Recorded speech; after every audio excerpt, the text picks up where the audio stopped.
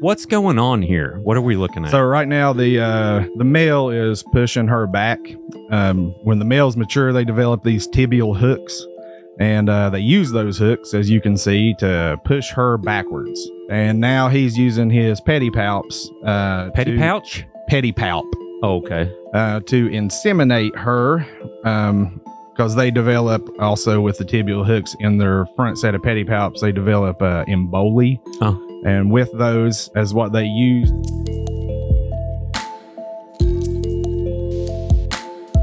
Welcome to Creepalachia. Today, as you can see, we got some stuff going on. In honor of Valentine's Day, we thought what better way to celebrate than tarantulas live in studio making babies. What is the, do you have y'all named this lovely lady here? She doesn't have a pet name, but her scientific name is Carabina versicolor. Carabina versicolor. And this is Brian Mcpeak. Welcome to the studio, What's sir. up? We are also good friends. Is there any way we can drop her over? I don't know what to do. I mean, I can pan over. Get over there. Well, I tell you what, we're going to fast forward, y'all. They're getting antsy. And we're going to go ahead and put them together. Basically what we're doing, we're talking about tie-dyed shirts and we're talking tarantulas. Yep. And that's what we do. That's right. And we can't be more excited about. So what Brian's getting ready to do is put the male in the pen with the female, or the terrarium. Yeah. And also we're joined today by Norah, who decided to join us in the studio. Life with Beanie. Shout out to her YouTube channel. Thanks for joining us. So yeah, Brian, let's go ahead and she's getting antsy, so we might as well go ahead and get into it. Let's see what he does when. Yeah, and this, we weren't really sure. I mean, to be honest, I'm still not sure what's going to happen, but right. We're going to talk about it while we watch. Oh my gosh. Well, this is going to happen quick. Oh. Let me Here, let me see if I can't. Oh, you're fine. Go ahead. Push them up. Can they get over? Let's see here. Can you see them? Norah, describe what's going on here. Yeah, this is going to happen so quick. Okay. Yeah. All Can right. you see it on the camera? All right. Cue the Barry White music. Yeah, that didn't take long at all. That's another reason I brought these two, is because it happens like so quick. What's going on here? What are we looking at? So right now the male is pushing her back. When the males mature, they develop these tibial hooks, and they use those hooks, as you can see, to push her backwards. And now he's using his pedipalps. Pedipalp. Oh, okay. To inseminate her, because they develop also with the tibial hooks in their front set of pedipalps. They develop emboli. Oh. And with those as what they use to inseminate the female. And they have to push them back and reach under there. It's a pretty dangerous task, but, it's just what they got to do. Look at that. Making connections here on the Creepalachia studio. Yeah, it's a successful pairing. He's getting insertion there. So insertion is occurring? It's occurring. Okay. So, question, how many babies could this potentially form? Honestly, anywhere. If the sack is 100% perfect and she has a nice size one, it could be upwards of like 200. 200? Yeah. So okay. Is that as big as they can get? Yeah, that's a full-grown female there and a matured male, which means that's his final molt. He's not getting any bigger. Huh. Yeah. I wonder, so do you name every one, all 200? Or are you just like, okay. Yeah, I don't be naming them. Okay. They're all Carabina versicolor. So. Okay, so that's the name of this particular breed. Species, yeah. Okay. Do they come in different colors, or do they, Carabina versicolor all look the same. All look the same? Yep. Okay. They're not like reptiles that have like morphs and like variations in pattern and stuff like that. They're all the same. Right. Well, beautiful. How many species of tarantulas are there? I'm not even sure, really. A lot. Hundreds? Thousands. Thousands? Yeah. Wow. Does Appalachia have any specific to their? No, there's no native tarantulas to this side of the U.S. Wow. Okay, so where do they usually come from? In the U.S., they're out more in the West, so like California, Arizona, Texas, things like that. Right. So, and I see they're going off the side of the. Yeah, I'm waiting for him to break loose because when he does, he usually takes off. So, okay, really? Yeah. So we'll catch them when they get done. Let me adjust the camera, but go ahead and tell people what tie-dyed tarantula is while I'm doing this, so they'll know what kind of the backstory is here. I got you. Basically, we just combined our two hobbies or loves, you could say, into one business. Louis started out, really enjoying tie-dye, and then I started out collecting tarantulas pretty much. And we found ourselves like not being able to find either of the things we like in our area. My pet stores around here would carry like your basic, 5 tarantulas, basically. I call them the starter Pokemon. So after that, we found ourselves having to travel. And so we got into breeding and stuff like that. And I, built my collection up and started breeding and selling. And it just kind of went from there. And then Louis taught me about making tie-dye. So then I started, joining in on that and making tie-dye with her. And I was teaching her about tarantulas and at the same time. So now we both do both. What a Valentine's Day episode this is. So y'all took your, you found your true love and then you took your passion true loves and combined them for the ultimate true love package. Yep. So how is it running a business together and also being lovers? How does that work? Challenging. Yeah. Yeah. I totally get that. It's great. And it also has its challenges. So, we're with each other literally 24/7. Yeah. So, that in itself, it doesn't matter, can be a challenge for anybody, but it's also great. You know what I mean? So, yep.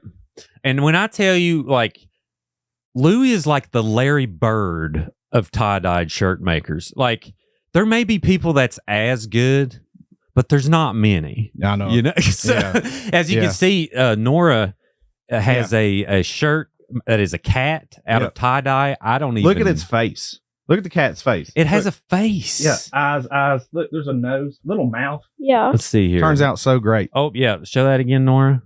And that's unintentional, too. That's the spirit of the cat coming through there. Now, how does it... do you know the process now? Of the cat tie-dye? How does this work? How do you make all the shapes? Basically, that face that you can see in that comes out unintentional. That every cat has its own little face that comes out. But basically, I tell people it's kind of like origami in a way. To get the white line, we use it's artificial sinew. And it's like a wax coated. It's for like leather working, right? But you basically fold up the cat design, and then you tie it with that sinew and crank it down real tight, and that's what gets the white line. It makes the dye resist that area. Okay, and then that's pretty much it. And then, how do you get the different colors? Do you like dip and then dip again, let it dry, dip? No, we use a process ice dyeing. You can do liquid dye, ice dye. There's different types of dyeing. Right. We prefer ice dye because of the freedom that it gives us with hold on, I'm gonna have to catch it. No. Little babies. Oh, they're fighting. So, oh no, they're not fighting.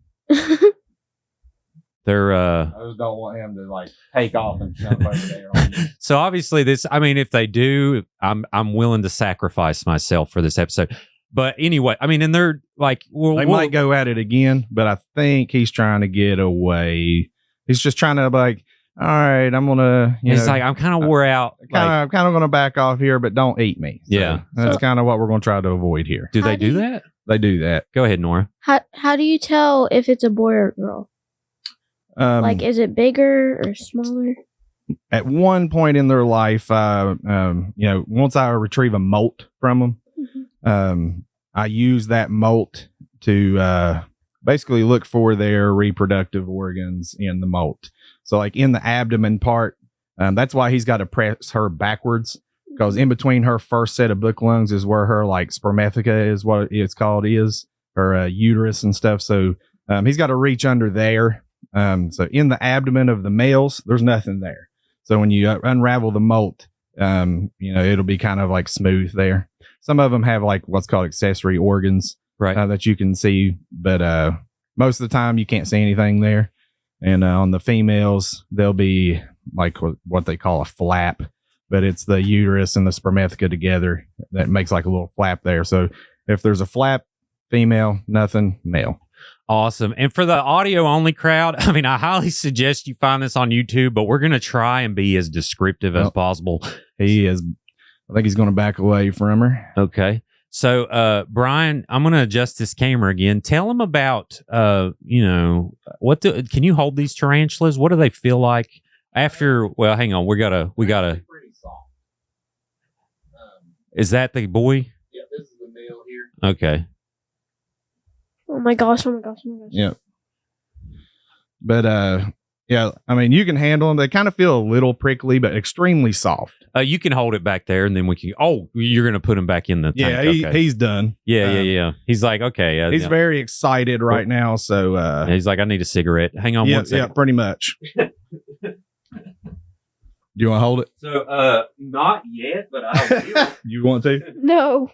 Nora, you're the adventurer. You need to step up for the show. Yeah, but I do like bugs and worms and stuff. He's not really worried about doing anything but kind of getting away. And you can see she's going down now. She's done. She's going down into the tube. Yep, she's done. And so is he. Yeah.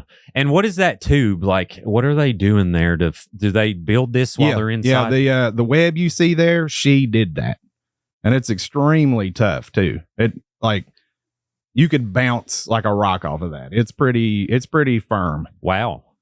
She's been in there a long time though, so that's many layers and layers. It's taken her some time, but yeah. Right. That's amazing. You was telling me something like some of them you grab the hairs and it's like insulation kind of. That's their urticating hair. If they decide to kick that off, which this species is not very apt to doing it, but on camera, I don't know if y'all could see. But on its abdomen here, there's like a dark area. Right. That's where the urticating hairs are on the abdomen. And they kick those off with their back legs. Oh, okay. Gotcha. But this species really isn't about doing that. They're more of a fleeing type. They'd rather run. And you said they jump? These can jump. Yeah, they're an arboreal species, so they kind of like live up in trees and things like that. So that's why their enclosures are set up like tall. Now we're talking like, what's the hops on these beautiful babies? It's not very far. Not very far. It's not very far. Like it could maybe jump from my hand to the side of that enclosure. Very clumsy. So it can't jump to me. It couldn't jump to you. No, it hit the floor before. Get that mic in front of you, Nora. So I think it would be great, Nora, if you would take one for the team and hold this precious baby first. I think you would do great. No. You don't want to? No. Okay, well, I'll do this. You do it. I'll do it. Just basically stay calm. Okay. Don't like fling your arm around or anything like that. Gotcha. All right, Nora. So we can do the transfer right over top of the camera, and then I guess can I do this? Can I just hold my hands out like that? All right, Nora. You can just let it walk across your hands or whatever, and then we can go ahead and put him back if you want. Gotcha. All right, Nora, I need you to describe what's going on for the audio crowd while I get up and I'm away from the mic. So here we go. So, it's kind of like staying still right now, and it's staying on his arm, and now it's going on to JD's or Dad's hand. Oh, my, look, this is the first time. Oh, what'd I do? Just hang tight. He's so scared. Hey, that's a pretty baby. It's walking up his arm. That's a pretty baby. They're really cute. Yeah, they're not. Do I keep him from? Is it about to jump in my face? What? No, I just don't want him going on your back. I got you. Well, I mean, I don't think I'd be Yeah, that's tickly. Nora, yeah, it's not. No. I'm not trying it. They're really light and fluffy. Yeah. Get in there. That's so great. Yep. So how many species do you have in your store right now? Available for sale, I have, a little over 100 now, I believe. Right. A lot. And I'd say, look at him. He's drumming again. Drumming means That's how they communicate with each other. Like, look at him. Well, let's see here. Oh, Can I look at him, Dad? yeah, you go ahead. Go ahead. Yeah. You see him like doing his petty palps. See him? Petty palps. Yep. That's his shorter front set of legs. You see him? Yeah. That's him like tapping, and that's how they communicate, being like, hey, I'm not a prey item. I'm a male, coming in for breeding. Okay. And then usually once the female senses that, she'll respond back with drumming herself. Right. And that tells the male that she's receptive. And, then they just tap because they can't see very well. So they tap towards each other to find each other. And then when they touch, that's when they're like, oh, okay. Wow. And sometimes the female will drum just to lure the male in, and she just eats him. Well, I mean, naturally. Yeah, like, sometimes it's a trap. Yeah. But, you just got to watch for that. You watch the behavior of the female, see if she's approaching him in an aggressive manner or, a calm manner, whether you should, abort the male or not, Sure, yeah, I got you. So, go ahead, Norah. how big are the babies like when they're born? Really small. Of this species, probably about a half inch, maybe about the width of my thumbnail there. That is tiny. Yeah. And there's some species that are much smaller, but Oh my gosh. these are about a half inch when they're ready to be separated. Right. So sometimes the baby mamas don't take no crap. They're like, listen, I want my child support. Yeah. Yeah. And sometimes sometimes they'll let them pair, and just as soon as the male gets insertion, she'll chomp down on him and just eat him. But when that happens, it's not a total loss a lot of times. It's actually, in my opinion, when that happens, you get almost a egg sack every time that happens. Right. So if she eats him, you got to think that's a large nutrition load for her to take in to be able to produce eggs with. It takes a lot of protein and things like that. So it's like, I need energy. Yeah, Bye. I'm gonna need this nutrition. Sorry, sorry, buddy. Yeah, You've fulfilled your destiny, yeah, exactly. And time to, It's kind of, why not? You know what I'm saying? I mean, we got to create new life on this planet.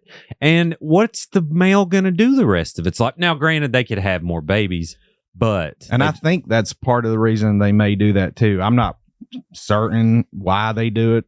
But I think it's to prevent stuff like that. Out in nature, this male might produce with her, and then he's just going to go to the next tree over and produce with that one. And if he kept going, which these aren't bad about killing the male, so that probably does happen with this species. But some of them, I really have to guard the male every time. Have you watched this decapitation, like in person? Or? Oh yeah, I got some videos on my phone of it too. Really? Yeah. But yeah, it happens. That'll bum Norah out. We'll probably leave those out. But it happens. It's nature. It's nature. Circle of life. Yeah. It doesn't happen a lot. I usually stand guard. That's why I brought my paintbrushes and tongs and all that. It's kind of like, if she was to have been a lot more aggressive towards him, I would have been in between them that whole time. But I wasn't worried about these. That's why I brought them, because of how easy. Right. You've seen how quick and easy that was. Sure. And on those utensils, let's show some of these and you describe what each one is. Kind of hold it by your mic. And what I have here? Yeah. Yeah. We got all right. We got some materials. I just got a long set of tongs here. This not for grabbing them. This is basically, it's a harder, firmer, so I would put those between them at the beginning. If they were to show any type of aggression, I would do that. But so you tong them, they're like, I would just put it in between them as like a guard. So that way, if the female was to attack, she would hit the tongs and not him. Gotcha. So that's why I brought them, but they were totally chill and I didn't even need to use them. These are my catch cups. I brought two just in case things got wild. You never know. I always have these on hand. You know what I mean? Right, and they're pretty much, they look like pop bottles with the tops cut off, and then you probably wash them and get the sugar out of them and all that. Yep. I just took 2 pop bottles, cut the bottom off of it so that I have like a handle to hold on to the top really easily. And also, a lot of times when they go in these catch cups, they run up into the top of it. So now I can take the lid off and push my paintbrush this direction to make them run back out. Dude, this is like cow Yeah. herding, but Yeah. you know, with tarantulas. This one I've made a little more fancy. I've got access points in it, and I don't have to really take the lid off. It's got a hole through the lid. Wow. So, I can just in any direction kind of work them out. This is for the more defensive type. Okay. Those I'm not worried about. And then I got a pen light just for, a direct beam of Shine the light at. Let's see what this lens flare. Shine it at your camera. Let's see if Like we can get that? a lens flare. Ooh, look at that, Michael Bay. All right, next. And then the old paintbrush. This is probably everybody's tool of choice when dealing with tarantulas. They're fairly fragile, so you don't want to be prodding them with the hard end Right. of a paintbrush. So this is soft, and that's all it takes. Just a light touch. They're pretty sensitive to touch. Oh, So that way you're not hurting them at all. It's soft. right. Yep. How sweet. They got emotions. People, be nice to these babies. And then the squirt bottle thing That is looks like a pump. You probably gain this is pressure. just a spray bottle I brought.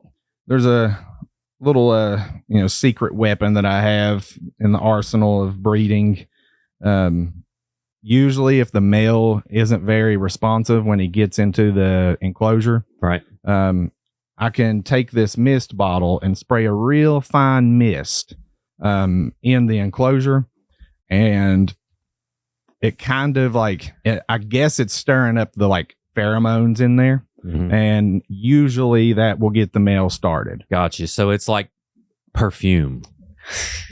I guess. I don't know. I'm not sure. I guess it's stirring up the pheromones of the female's enclosure. Then whenever if I got a male just sitting in a female's enclosure and he's not drumming like he was earlier, Right. like if he's not drumming, he's not moving, doing anything, just a fine mist will stimulate him enough to usually get them to drumming and starting the process. They get that Neil Peart going from Yeah. Rush. Yep.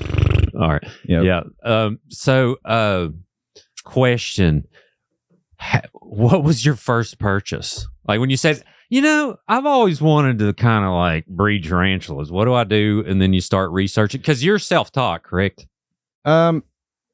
Ish. I mean, you didn't go to I school. didn't have a person sitting there with me, doing it. I just kind of did some research on the internet. You know what I mean? I watched videos. YouTube taught. Yeah, Yeah. pretty like much. Me. Yeah. Shout out. Yeah, one of the channels that I used to watch, I still watch to this day, really, is the Tarantula Collective on YouTube. He's Ooh. got a lot of really good information. On And that. he's also from West Virginia as well. Oh, heck So, yeah. Shout out. Well, shout out to we got to him. have him on eventually too. So I have your Facebook Tie-Dyed Tarantula. Is this where you mainly conduct business? That is our tie-dye page, yes. Okay. So And they then got we about ha- we- 6,500 followers. We have a secondary page as well. That's the tie-dye tarantula, tarantulas, invertebrates, and more. And that's where we post all of the tarantula content. Okay, cool. Yeah, because we understand that a lot of people don't like spiders. Right. And some people are to the point where they can't even see pictures of spiders. And, we're trying to teach people to get past that. Right. But we had to split the pages for that reason because we had a lot of people unfollowing us over the spider pictures. Oh yeah, they just Yeah. don't. Well, there's a type of. Isn't there some type of not paranoia, some kind of what word am I trying? Phobia? Phobia. Arachnophobia. Arachnophobia. Look at that, Norah, smart arachnophobia, girl. Yep. Why does that happen? Is it just some people are afraid of heights, some people are afraid of. Yeah, it's basically just misinformation out there. And Right. that's kind of the reason we opened up too. It's not necessarily just trying to make money off spiders. We opened up as more of a, resource for people and education. We found that all the places around here that were selling spiders were terrified of them and knew nothing about them. Right. So, we were just trying to help spread education on that too. To just teach people that they're not really anything to be afraid of. Yeah. That's why, I think Norah, think about it by the end. I think you need to kind of step outside of your shell and maybe hold I'm one. thinking about Okay, it. think about it. We'll decide before the end. No pressure. Yeah. But So, like, I'll admit I'm kind of the same way, but then the precious baby, she got on there with her 8 eyes or whatever. I don't know. You see her face and then it's just crawling. It's like, hey, I'm okay. I'm not going to hurt you. Yeah, I'm just chilling. Yeah, just chilling. Now, there are, there are species that are like poisonous. They're all venomous. Yeah. They're all- Poison, that's another thing. People always say poisonous. Poison is when you eat it. So like mushrooms, for instance, are poisonous. Right. But if you inject the venom, that's venomous. Gotcha. So they're all venomous, but it ranges in potency depending. Yeah. The species that are found on this side of the world are not that venomous. There's exceptions to the rule, obviously, and then most of the species in like Africa and Asia continents, Australia and stuff, those are the more potent venom side. Yeah. None of them are deadly. So like, even if you did get bit by one of those, you'd really, firstly, it would be your fault. Like if you put your hand out for a more defensive, more potent venom species, then that's on you. You know what I mean? They're not going to come running out of their enclosure trying to attack you or anything like that. They would always rather run. Right. So that's what the catch cups are for. This prevents you from being bit. Hold that up a little bit where that mic is. Nice. Yep. Keeps you from being bit. So you can kind of wrangle them. Yeah. You just kind of, this species, I'm letting y'all handle it and stuff. That's not typically what I do. But I know that this one is super chill and it's a matured male.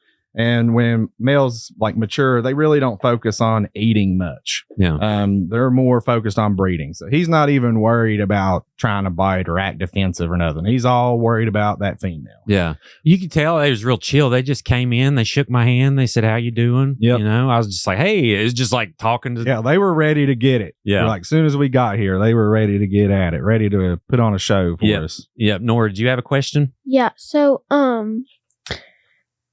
this species of tarantula, do you have more than one species, or is it just that species? Oh yeah, the amount of species which that you have in your store. Yeah. Oh yeah. Got sidetracked off of that. But, Sorry. Yeah. Thanks, Norah. I got about 100 different probably over 100 different species in the sales room right now, and then I've got my own personal collection in the next room over. That's, there's probably another, 100 or so different species in there. I'd say altogether in the shop, easily over 200 different species, right, which isn't the craziest amount. There's people that have a lot more than that, but, yeah, I got probably over 200 different species. Cool. So you're keeping your love for it, your own collection at the same time of like spreading love to the world. Yep. And egg sacs all around or whatever. I think last year I think I produced about, I think it was like 25 different species last year. Right. So I'm trying to break that number this year. I'd like to do more. Yeah. And I had up on the screen, I didn't mention it, but the tarantulacollective.com. What is that, kind of an overview of exactly what that is again? I know you mentioned it. Can you be a part of this, or is it mainly just an education center? Yeah, he's like an information. He does like educational videos on species specific. Like he's got a specific video for that Carabiner versicolor right there. So you can watch a video about the Carabiner versicolor, its care, where it's from, like how to set its enclosure up, all that. And he does like what to expect as a beginner keeper, beginner mistakes to avoid, what's best for things like that for when you're starting out. And then he also has like just entertaining videos for the more experienced type keepers. So, but basically he just videos tarantulas. That's so cool. Yeah, well, he's one of the more popular, YouTubers for tarantulas, really. Isn't YouTube great? Yeah. I like none of this would exist if someone didn't say, hey, I'm going to tell people how I do stuff online for free. You know what I mean? Yeah. It's so cool. Yeah, well, definitely y'all support the Tarantula Collective and Tie-Dyed Tarantula. So as far as a tarantula purchase, let's say someone is kind of seeing the light here, saying, you know what, this is something I want to get involved in. Yep. How much does it cost? What kind of commitment is it? What do people have to know for how long they live? the cost varies. It can be as cheap. Like I think I got some for sale for like $25. And Are those babies? babies, Okay. yeah. And then I got adults too. I sell all different sizes, and that just all plays a factor on the price. So like babies are the cheaper ones, and then colorful ones like these, they bring a higher price. Rarity in the hobby, like how hard it is to get, plays a factor. Right. All kinds, like male and female. Females are far more expensive than males just because of their lifespan. So like that male there, he's not going to live a whole lot longer. Right. Now that he's matured, that was his final molt. His whole purpose is to breed. Right. So he'll basically continue to search for females and things like that, which I got another female that he's going to meet, later. So he's got a couple dates. So he's on yeah, he's Tinder. not gonna go to waste. He's going to meet several females. He's been hitting up Tinder and Okay. There's actually a Facebook page called Spender. Oh no, you didn't. Yep. I didn't do it, but no, I didn't do it. But there is a Facebook group called Spender, and it's for tarantula dating. Oh Like, my god. Finding your males dates and your females. You basically look for advice on there and be like, I have a female that's looking for advice, and that's kind of how you Advice. have to word it. Is advice the That's how you have to word it. okay? And Facebook will like flag it if you use other terms. They see it as like selling animals or something. So, okay. Okay. So you Gotcha. have to word it as seeking advice. Seeking. Seeking Dude. advice from my female versicolor. You know what I mean? Do you like swipe left or swipe right or swipe diagonal? No, you just make or- a post like I made a post the other day with a bunch of my males and stuff. But basically, I would say offering advice if I'm got them and wanting to put them out. Right. But if I have them and looking for a male, I would say seeking advice. Okay. But that's a thing. How thoughtful. Yeah. So cool. Yeah. So did you mention lifespan? I was curious. Lifespan, that ranges on species as well. So like if you're looking at like a really fast growing species, males like 2 years. I mean, I've seen males mature in 1 year, Mhm. and then they got maybe a year after that. So like 2.5 years on a fast growing male, on a fast growing female, anywhere from like 10 to 15 years. Right. So there's a considerable difference in lifespan. And, from 2 years to 15 years, that's a big gap. Yeah. So that's why females are more expensive because of the lifespan. And So- then slow growing species on a male, about 5 to 8 years around that window. And then on a slow growing female, I mean, I've seen them online say that they will live over 30 years. Right. So I tell people 20 because 30 is probably, a rare chance, but over 20 years on a slow growing female, that's a long time.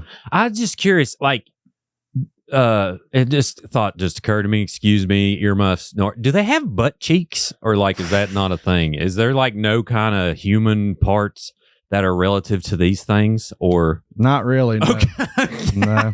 I mean, their abdomen, I guess, is technically their butt. I guess they do have an anus per se because they do, poop. So they poo. Yep. Do they pee? It's kind of like a bird. It's all in one. So it's like, You can kind of see it on this enclosure No. right there. It's like a white.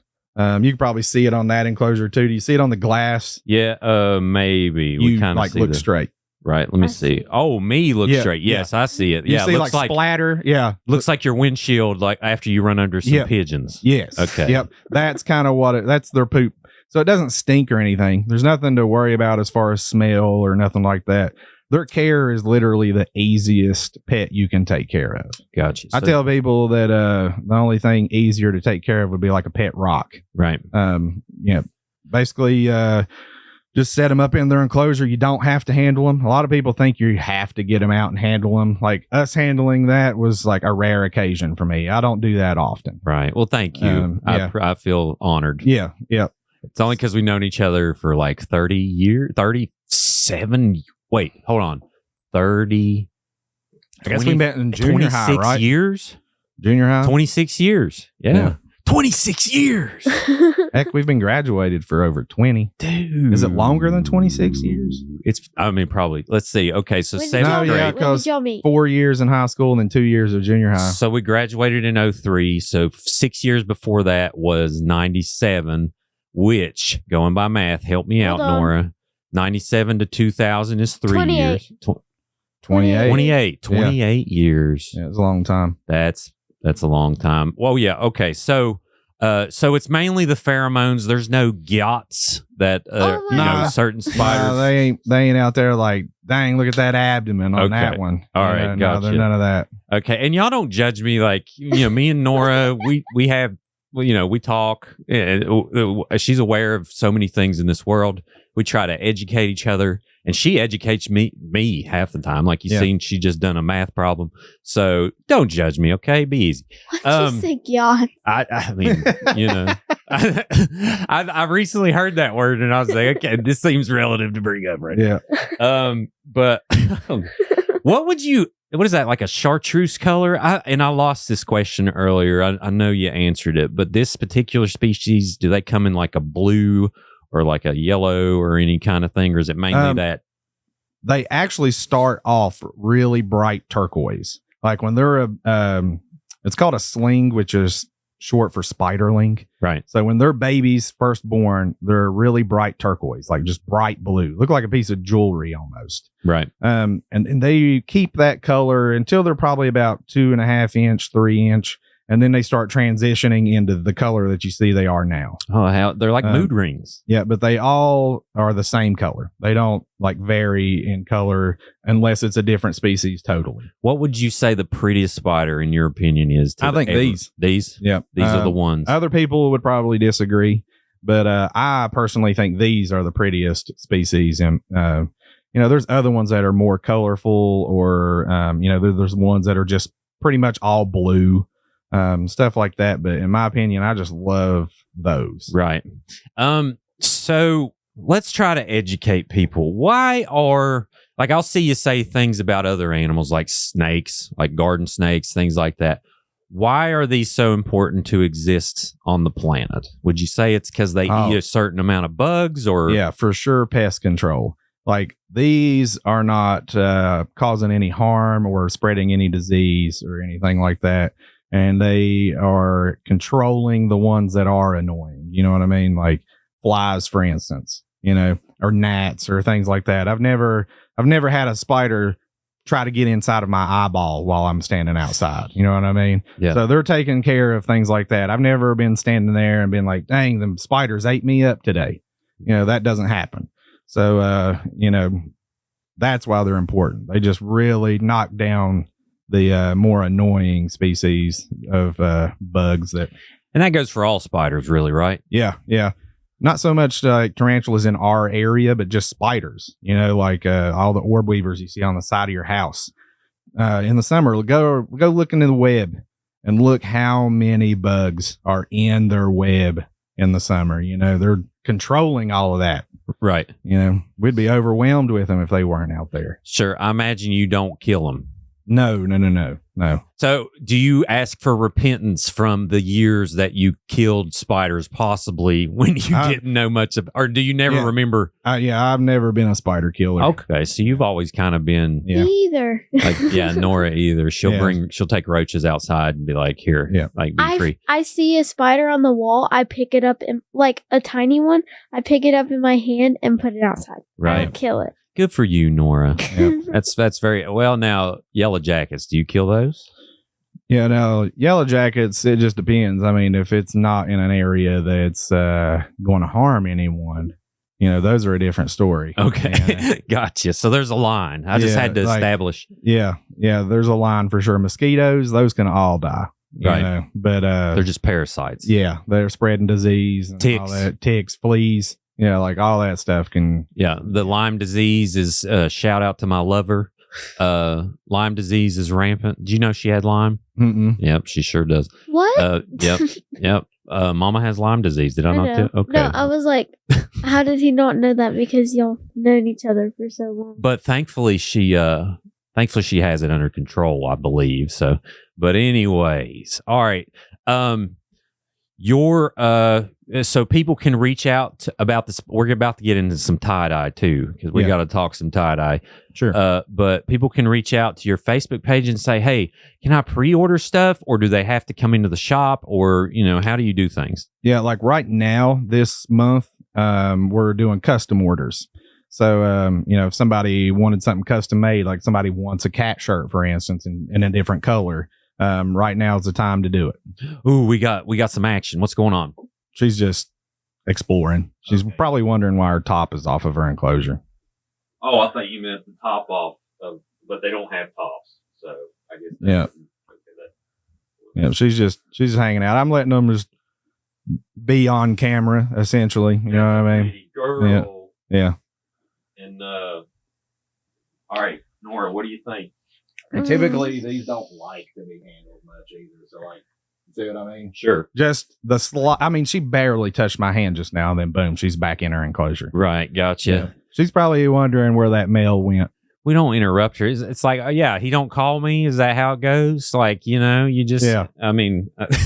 But a lot of times going like round two so close together, in my experience, is a higher chance of the male getting 8. Oh, yeah.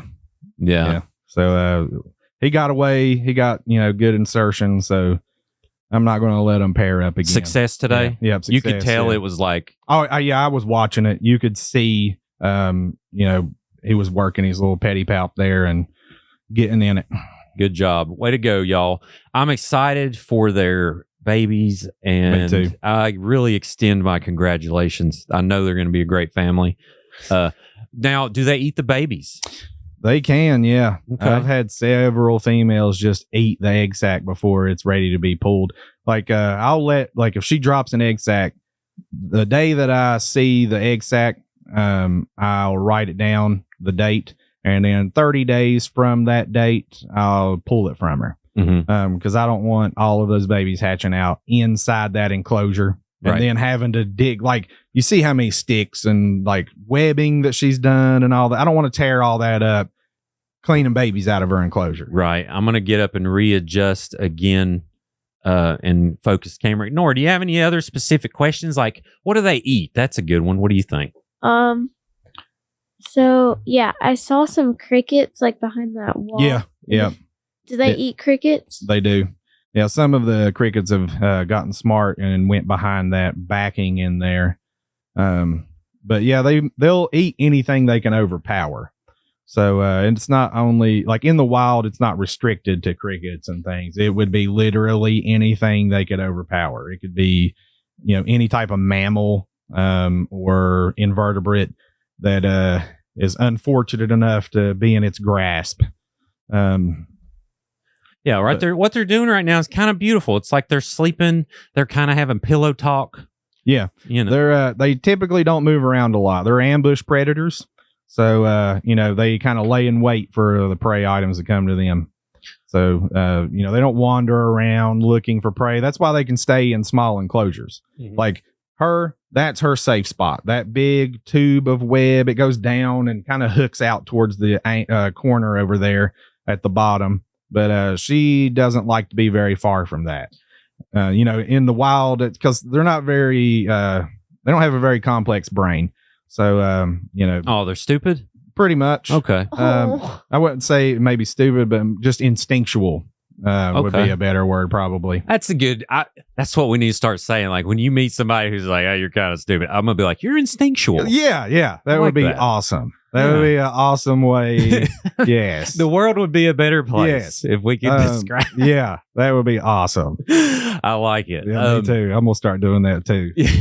This tube looks so cozy. First off, it looks like the My Pillow of, like homes of spider homes. Yeah. It's like a tiny home. Like, could you imagine if you went to bed and you just slid down into a My Pillow tube? It's like, yeah, just got down in there. Yeah, you get down in there and you're like, oh, we got some Netflix. So cozy. Yeah. We got some Doritos. Yeah. This is nice. I got my husband's head right next to me. I'm going to have a good dinner.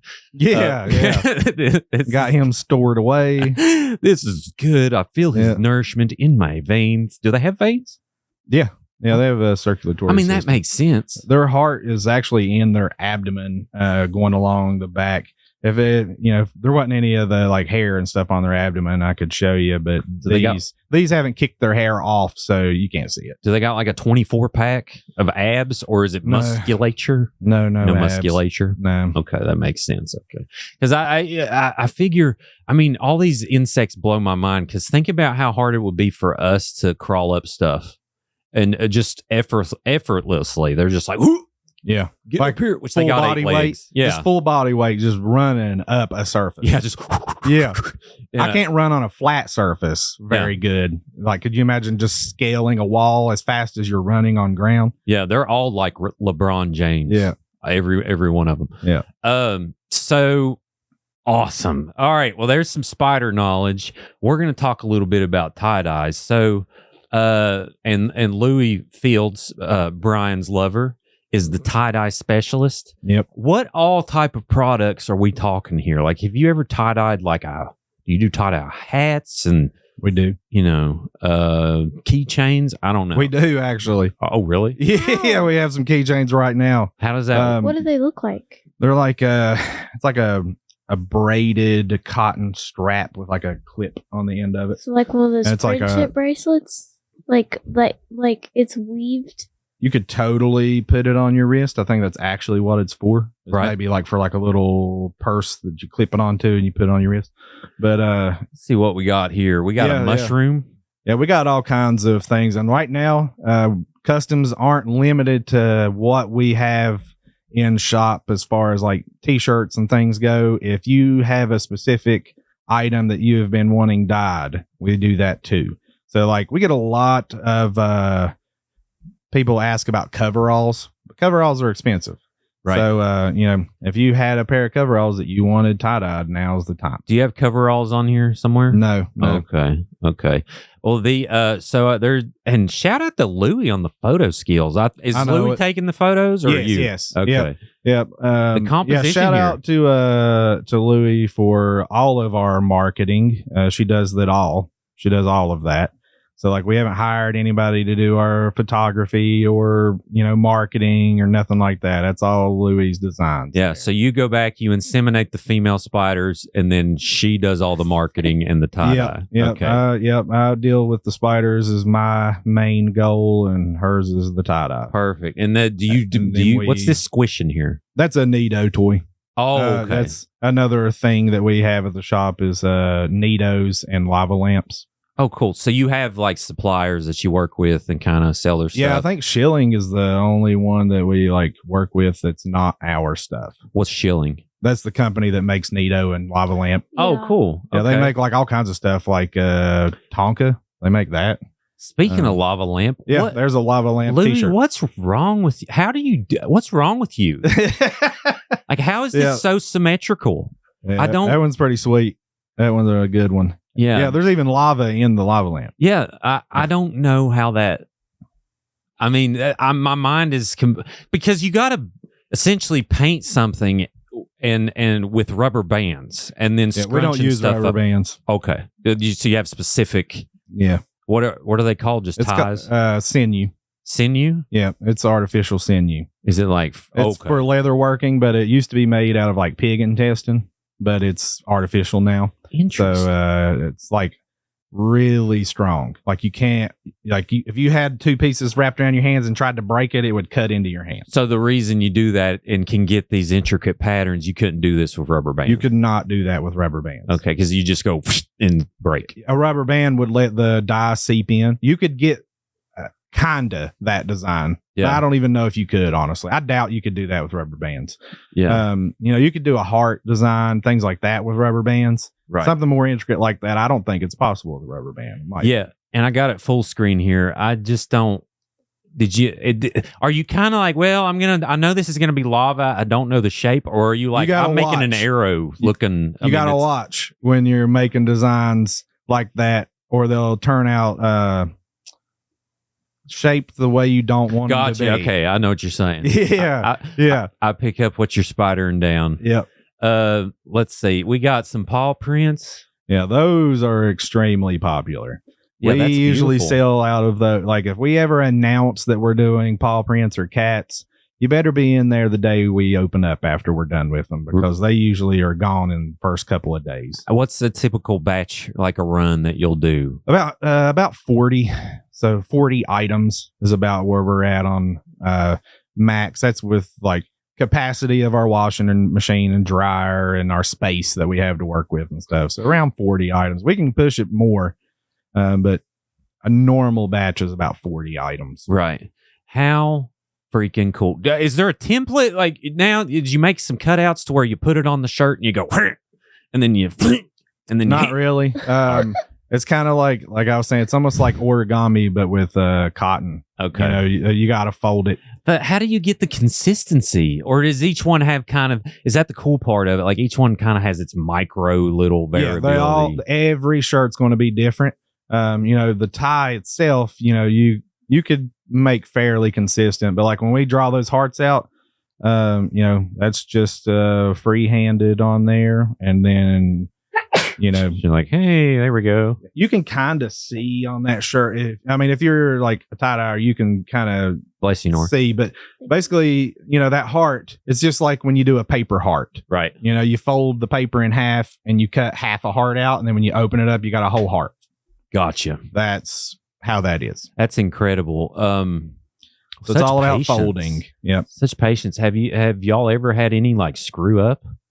Oh yeah. Trial and error. Yeah. In the beginning, our hearts weren't as good. You know, they kind of look like a peach more than a heart. Kind of a heart, kind of a peach, or a gyat, as we call it. Yeah. As the youngins say. Yeah, as the youngins. So, and got a good picture here of. Look at that. Louis did that. So creative. Louis did that. So yeah, there's like this cool clone shot of Brian everywhere. And that's part of the whole theme too, is I think you all are such unique, awesome people that it just creates this whole brand that I think you won't really, I don't think this exists. I'm just going to take a guess. I'm going to take a guess that we're the only tie-dye and tarantula store in the world. We're clarifying it right now. Yep. For the Creepalachia audience, this is the only place you can buy this stuff at the same time. If there is one, that you have to like comment. If there is one, like another shop.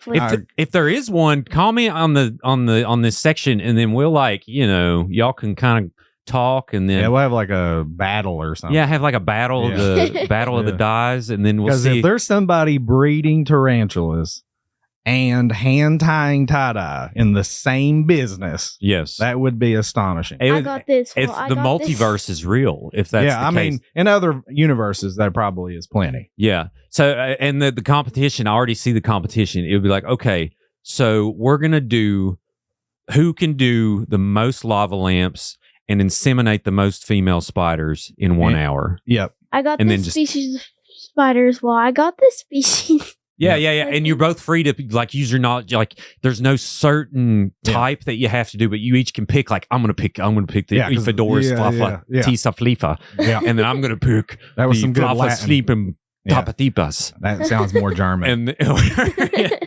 And then,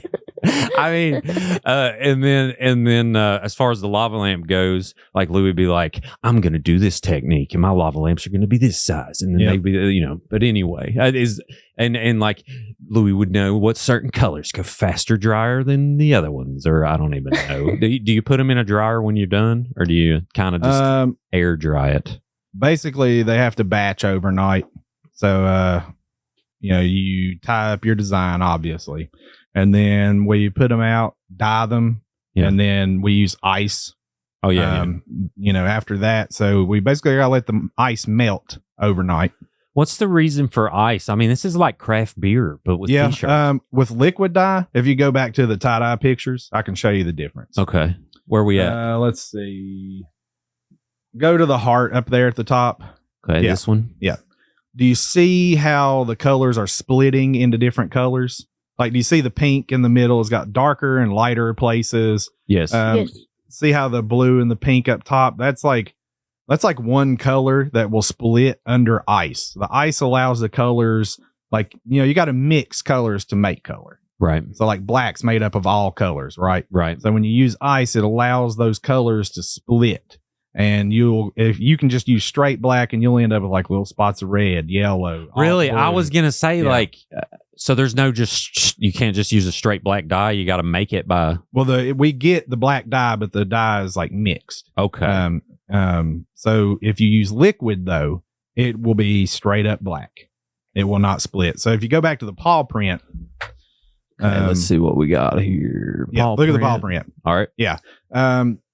That has some variation in it just because of the tie itself. But do you see how solid the colors are? Yeah. Not very much splitting in those colors. Like it's a blue, it's a green, it's solid. Right. Like look at the green around the paw.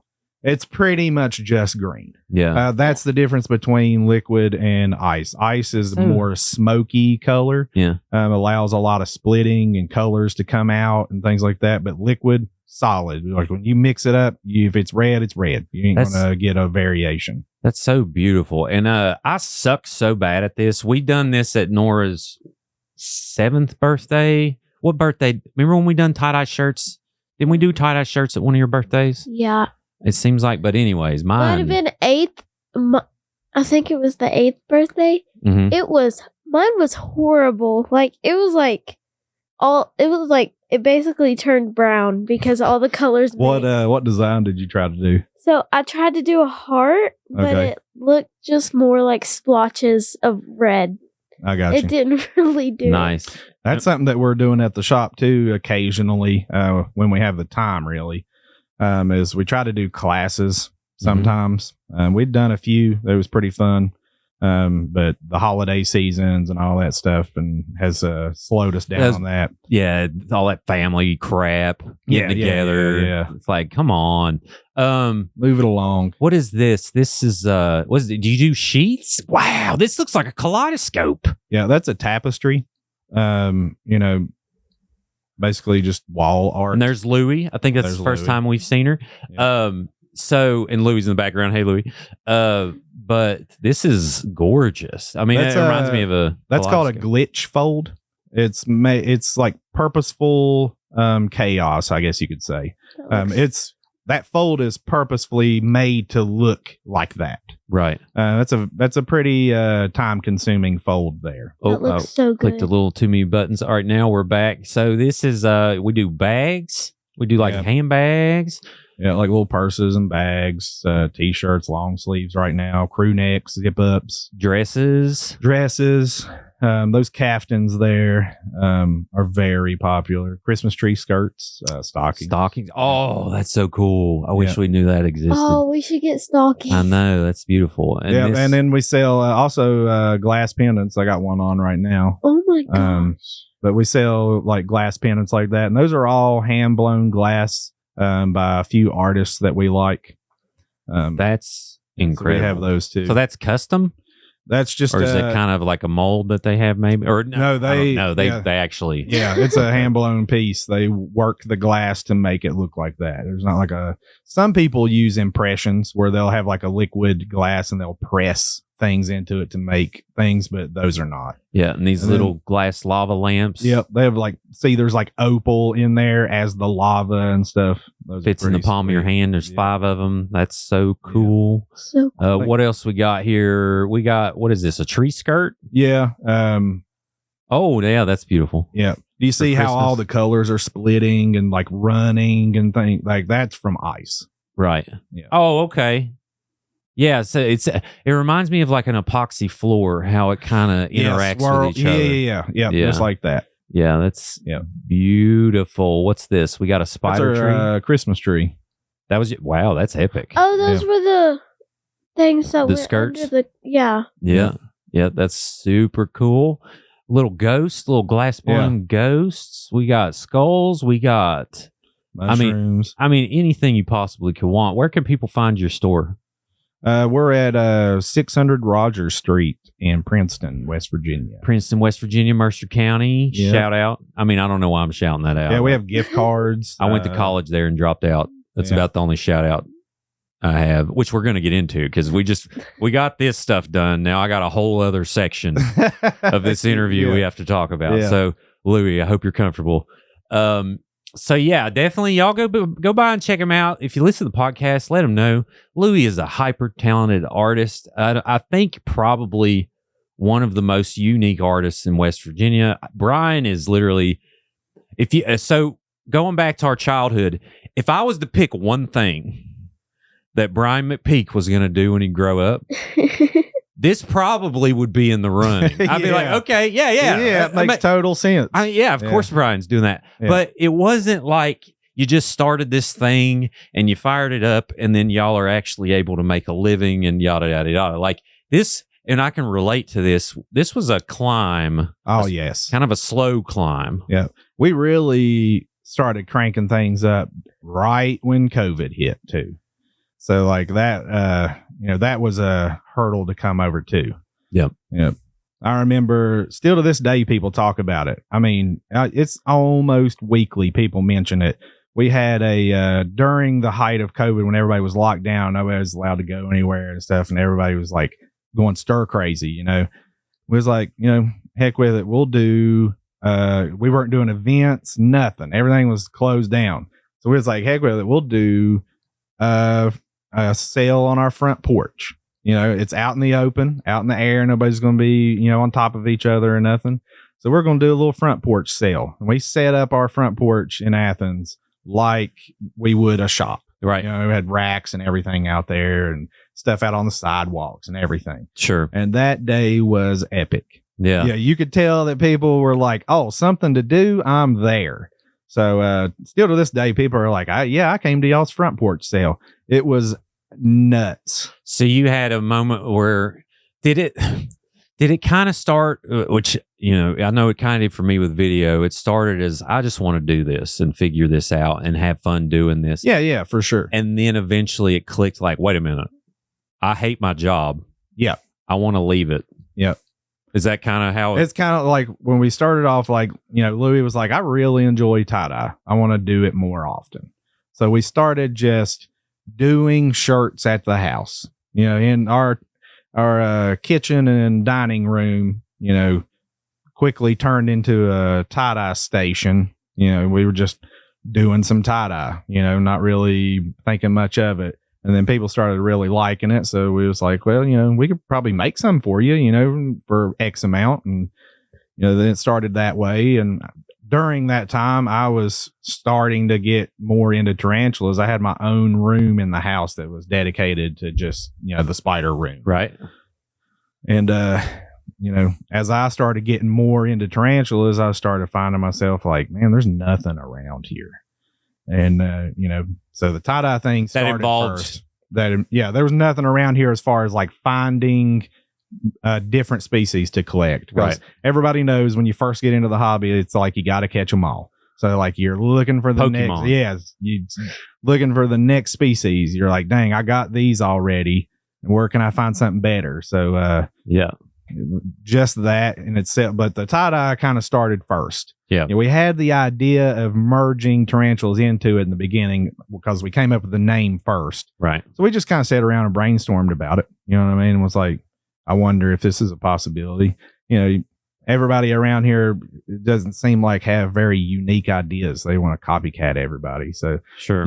So when we thought of the idea, we were like, it's crazy enough to work, like there's nothing like it. Just the draw of there being tarantulas there. And then the brightness of the tie-dye could help maybe merge the fear. You know what I mean? It might help people come over the fear because they're coming into the store for the tie-dye and things, but then there's also spiders there. But they're also in a different room. So you only see the spiders if you want to. We're not trying to scare anybody with them. Sure. So, it's all about, like, I was thinking that would be a good way to help people overcome the fear too, because we're a fun store that also has some spiders in there. Yeah. Yeah. But you also appreciate, or you're very sensitive to the fact that a lot of people are, especially people that kind of, which I know most people like tie-dye, but it has a vibe with like kind of a hippie commune, peace and love type thing. And that might not necessarily coincide with spiders, which what I think is so cool about it is because you're melding those together. It's like, it's not good versus evil, but it's like it's two different worlds uniting in this ultimate goal, you know? I mean, it's kind of like a very unique experience at the shop for sure. It's so fun. And so, and some backstory on me and Brian, like I kind of took a leap from my daily world, which was coal mining. I was a college dropout, and I took a shot and left the industry, and it could have blew up in my face, but eventually it turned into being able to start a business and to be able to, you know, grow a business and hire people and do all this stuff. And I kind of done that a little bit before Brian did. So Brian would reach out every now and then and be like, man, you know, like, what about a rage room? Yeah, I remember that. Yeah, because you were working way before anybody done it around here. Yeah. And you were working with, were you moving furniture or what was going Aaron's, on? At Aaron's. Yeah, being a delivery guy. Yeah. Moving furniture essentially. Yeah. So we hadn't talked. It's been a few years since we talked because we used to have some sketchy times of, you know, a little bit of partying, but not real. And earmuffs, Norah. But I'm kidding. Okay. I'm kidding. No, I mean, you know, I haven't always made the best decisions. And Brian may or may not have melted a chair to the back porch of where we were living. I'm not sure if that happened or not. But I drive by that. I drive by that house all the time. Mom lives out in Springville, so every time I'm like, you know, all of our ideas ain't the best. No, but I think some of that creativity came in here because it's like this was risky. Yeah, you know, and early on when I done this, a lot of people would be like, "Are you really like? What are you doing? Like, are you gonna get like a job, or you gonna do this whole video about? thing?" Yeah, yeah. So I'm sure you had that too. Oh yeah. Like, at least yours was more socially accepted. You know what I mean? I mean, yours is kind of like mine to the 10th power. Yeah. Like, really. Like, I don't know how many people are very excited about us being like, hey, we're going to sell tie-dye and spiders for a living. Right. You know what I mean? And I use that as inspiration for people. Yeah. When people are like, you know, you were an inspiration for me opening up my, you know, own business type thing. I always wanted to, you know, like you said, I would contact you every now and then and just pitch some ideas and like, how was it, you know, making the jump and things like that. If anyone, a cool thing has happened, there have been a handful of people now that I've talked into quitting their jobs. And if anyone wants to quit your job, I'm your dude. But then again, don't really listen to me.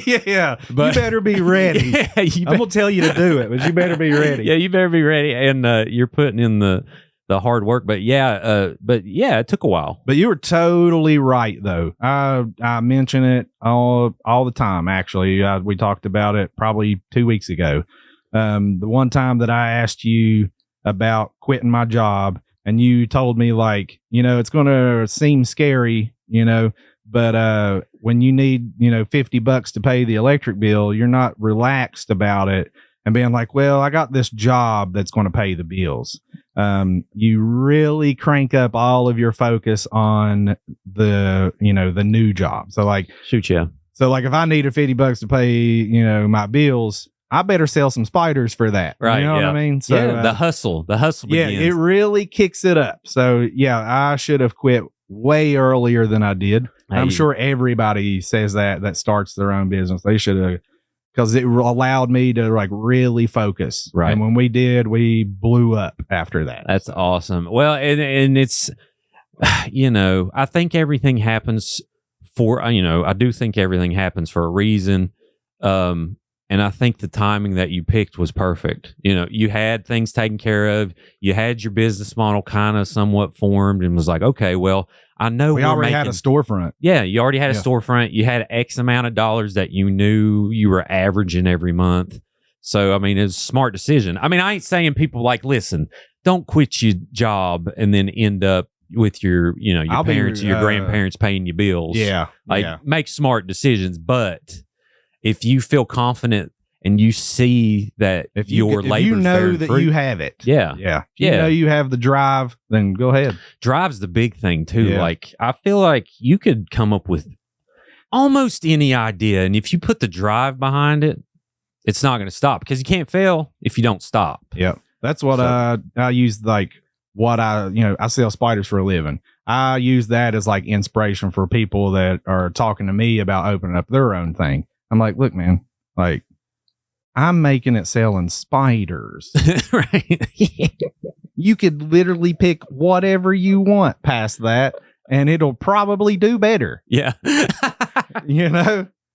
Like I picked a thing people are literally terrified. There's people that won't even come in our store because they're afraid of spiders. And we tell them they're in a totally different room. Like when you walk into our shop, all you see is tie-dye. Yeah. If you want to see spiders, they're in this room over here. Yeah. So, because like I said, we're not about scaring people. So. Yeah. And I that's why I'm so impressed with it, because like you mentioned, with video, people love crying. And if there's one thing I can do, I can make people cry.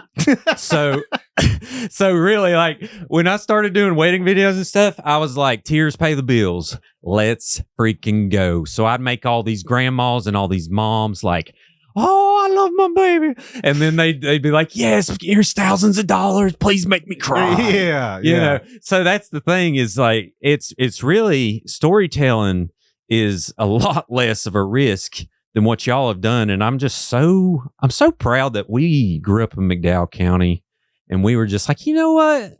Man, piss on all these people. Earmuffs, Norah. Piss on all these people saying you can't do stuff. Oh God, yeah. That's what I was gonna say. That mentality down there is like, you just got to grow up and get a job. You know what I mean? You got to work in the mines or you ain't gonna make it. Sure, yeah. I tried to get in the mines. Remember at one time I came up there and with you at your site. Kind of done a little job shadowing type thing. Dude, I forgot all about that. So you are evidence right now that I used to have a real job. You did. Yeah, okay. Yeah. Yes, yeah. I rode in the truck with you. Dude, I forgot all about that. Yeah. I drove my Cavalier up there. That thing was dragging the ground all the way up to the top of that. Didn't I let you drive? Yes. Yeah. Yeah. And it wasn't in a rock truck? Yeah. Okay. Yeah. And I think it was a 777. Yeah. Yeah. I'm like, sure, drive. I don't care. Yeah. Whatever. You were like, floor it. Oh, dude. Well, and for people who don't understand which 777 is one of the smaller trucks. Yeah, it's not the biggest one, but still a massive truck. Yeah, not small. I'll bring up a rock truck here on the screen so people can know, because I talked to there's a real nice lady with Gossip, Rumor, and Innuendo who I'd done a live stream with, and she was like, coal mining is like, you don't do that from the computer, and I was like, what? But the cool part is we talked, and her being from New Jersey and me being from the sticks, you know, we had so much in common, but had so much to learn from each other. She was like, you wave at everyone? And I was like, yeah, I kind of wave at everybody. And I said, not only that, I get sad when someone doesn't wave back. You know what I mean? I wonder what their problem is. Yeah. Like, what's going on? Did I do something wrong? I turn around and I'm like, hey, friend. But I got some rock trucks up here. So, so this is an example of Brian came to a job site, and I don't even remember. Where was it? I can't remember either. But anyway, I mean, it's probably good we don't shout out the company. Yeah, we don't want to. Yeah. We don't. I don't think that was the legalest thing. Yeah. I did have my mining permit and stuff. I wasn't hired anywhere, so it wasn't totally crazy. It was legal for us to do this. It wasn't, now I got my original job because I lied and said, I drove those I've drove those. Yeah. Those are easy.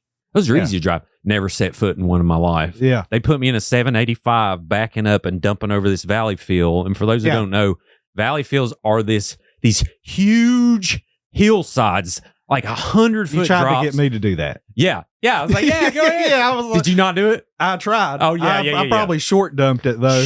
But that's what the dozer guys Man, well, I mean, it's very nerve-wracking. Yes. But these trucks, to be honest, they're easy to drive. They're also easy to kill everyone on the mountain. Yeah. You got to be real careful. They drive on huge roads. Yeah. So it's not like, in comparison, and it's really different than driving a car on the roads out here. Oh, yeah. Well, the whole surface mine is like a sandbox come to life in massive form, like Tonka toys. Yeah, 2 or 3 of these trucks could pass each other easily on those roads. Oh yeah. And to put someone in the seat of these, so the cab of it where you sit and drive. First off, they're automatic, so you throw them in like 7th gear and you just push the fuel and hammer down, as we say, pour the fuel to it, boys. Let's haul some rock, boy. Yeah. You know, with a big chaw in your mouth, and you got to smoke or you got to dip snuff. And if you don't, you're fired.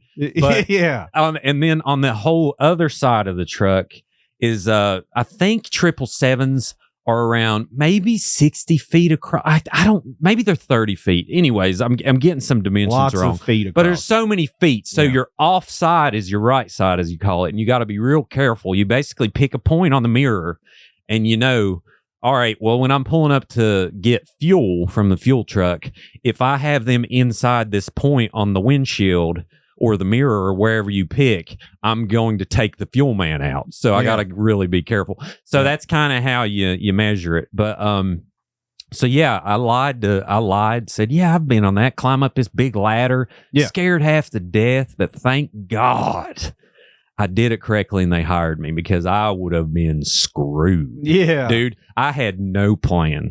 I mean, when you say no plan, I had the negative version of that. It was like, this is, but thankfully, take it till you make it. Yeah, that's right. But anyway, long story short, Brian hopped in and we just said, you know what, I'm content with my life. Yep. Let's just see if this works. Let's see. But yeah. Hey, but you gave me the opportunity to drive one of those things. I never would have done that if it wasn't for you. So thank you, man. You're too kind. So that's an experience. I wear that as a badge of honor. Yeah. And I'm getting lost. More mine and coal now. But so long story short, it's possible. And congratulations on your run. So how many years? I'm curious, how many years from when you said I want to inseminate spiders to we have a spider store and I'm quitting my job? How many? Or tie-dye, we have tie-dyed tarantula, I'm quitting my job. Like, how many years would you say? I think we've been open for 4 years, and it was probably about 3 years prior to that. Gotcha. So it took about 3 years. Okay. And that was just, collecting them first, from the time I got my first one. And people that are into spiders know it can get out of hand quick. You can go it's almost like an addiction. You'll get your first one, and then you're already looking to see what the next one's going to be. Right. And then that just snowballs, and usually people buy multiple at a time. And, I went from like 1 to 13 in the first month. Oh, nice. Yeah. So then by the end of the year, I was over 30, and, it just snowballed from there. But I'd say from the first time I bred something, because that's probably where the real experience starts coming in. But the first time I bred something, it was probably about 2 years before we opened. Gotcha. Well, man, oh man, amazing stuff. Are we leaving anything out? Norah, you have any more questions? Are you going to try? Well, I don't know if Brandon wants, or Brian, sorry, if Brian wants to do it or not. You thinking no? That's fine. No. That's fine. We don't want to force nobody. Yep. Nothing but love. I'm glad I did it. Any questions? You think we're good, Norah? I think we're good. I think we're good. So yeah, Brian, anything we left out? I don't think so. I mean, we've just been kind of chatting and stuff, so I don't know what all the bases were to cover. I think we covered them. I think we covered them. I mean, if anybody has any questions after this, feel free to holler. Yeah, for sure. Tie-dyed Tarantula on Facebook, and then the other one on Facebook is spider specific. Yeah, one of them is tie-dye, and it's the tie-dyed tarantula page. And then the tie-dyed tarantulas, invertebrates, and more is the more tarantula-focused page. Gotcha. And I was scrolling, shout out to Brian, I was scrolling for like 35 minutes off screen that y'all didn't see, and he just didn't pay attention. I mean, and just kept on talking, but I was trying to find the first picture ever posted from tie-dyed tarantula, and it was April 8th, 2019. Yep. So is this beautiful pattern? I'm not sure was this a handkerchief? That is a tank top shirt, I believe. Oh, nice. So you used to just do like texture shots, like close, which there's other shots too. Yeah, we just thought that was really cool design. So, And it's really, I mean, and those skills are developing early. And the color is very rich in our tie-dyes as well. And it doesn't fade. very easily either. Yeah. So like, the stuff you get at like Walmart and the beach and things, you wash it 3 times and it's very faded. Gotcha. Ours stay pretty true to color. I mean, how old is that shirt she's got on? How old is that? Like 4 years, Is it 4 years old? maybe. It's been a while. Yeah. It's been a little while. Yeah. We have to Yeah, come visit. that's at least, I'd say, 3-year-old shirt, and look at it. Yeah, let me do a close up here of I mean, Nora. it's, Check it out. Still going. I mean, yeah. it looks brand new. Yeah, it looks brand new. Yeah. So that's one of the differences in our tie-dyes as well. Heck yeah. Well, Brian, thanks for joining us. Louie, thank you so much. We're going to name these Thelma and Louise. I mean, What? I don't know. Thelma and well, let's just say, all right. Thelma and Martin. Can we name these? Let's name these spiders Brian and Louie. That works. Yep. Okay. Thanks for joining us, Brian and Louie Jr. Yeah. Everyone else out there, be sure to subscribe to Creepalachia on YouTube, TikTok, Apple Podcasts, Spotify, Facebook. We're starting to grow a following there. We got Instagram, creepalachia.productions. And we appreciate you joining us for this informative conversation. I'm happier as a person. So thank you for doing this. I mean, I really feel like I've learned a lot today. And for everyone else, be sure to remember, long live Appalachia.